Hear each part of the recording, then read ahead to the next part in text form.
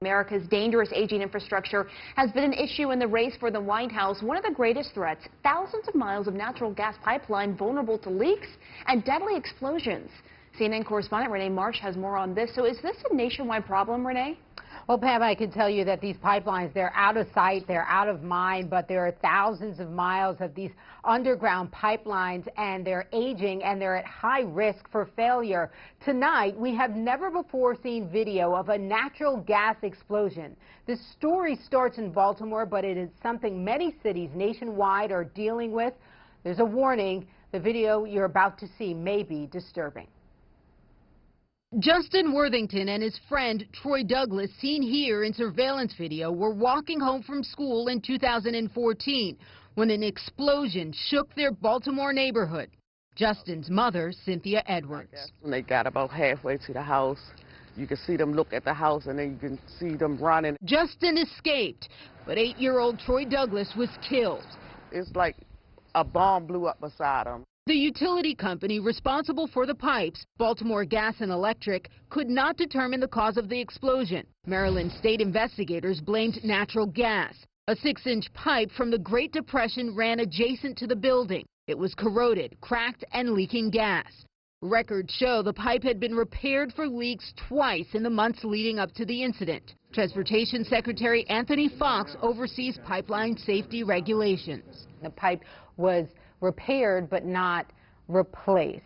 Something seems wrong with that, doesn't it? Yeah, it's a tragic situation, and unfortunately we're seeing these types of tragedies occur in far too many parts of our country. There are more than 90,000 miles of pipe in the United States considered high risk. That's like traveling from the East Coast to West Coast 28 times. From 2006 to 2015, pipeline incidents have caused an average of 13 fatalities and 59 injuries per year. We have possibly several blocks on fire at this time. In 2010, a 62-year-old gas line exploded, killing 8 in San Bruno, California. Then next year, in Allentown, Pennsylvania, massive 20-foot-high flames. 5 were killed when an old pipe cracked. 2 of the most significant rules that are in process right now that would focus on the standards for pipelines and raise standards for aging pipelines so that the industry would have to respond and fix some of these pipes that we know need to be fixed. But it took more than 5 years to come up with this recent rulemaking. Yeah, and I'm glad it wasn't 6. Right now, we're catching the air from here.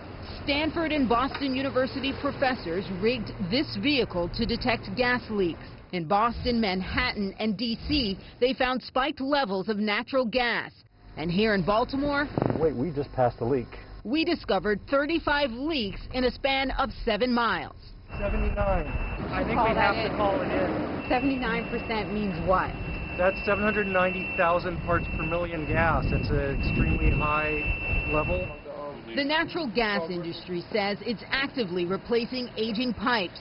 But for the families of Justin Worthington and Troy Douglas, it's too little, too late. That's so sad. They just was walking home from school, and his life is gone. Well, Baltimore Gas and Electric settled with the Douglas family for an undisclosed amount. The natural gas industry is responsible for paying for and replacing those old pipes, and the expense is ultimately passed on to consumers. The industry says there is a limit on how fast they can work since there are caps on how much it can raise customers' rates to pay for those replacements. But anyone who sees what happened to that family in Baltimore would say more needs to be done, and fast. Pamela? Absolutely. Truly frightening. René Marsh, thank you for bringing us that reporting.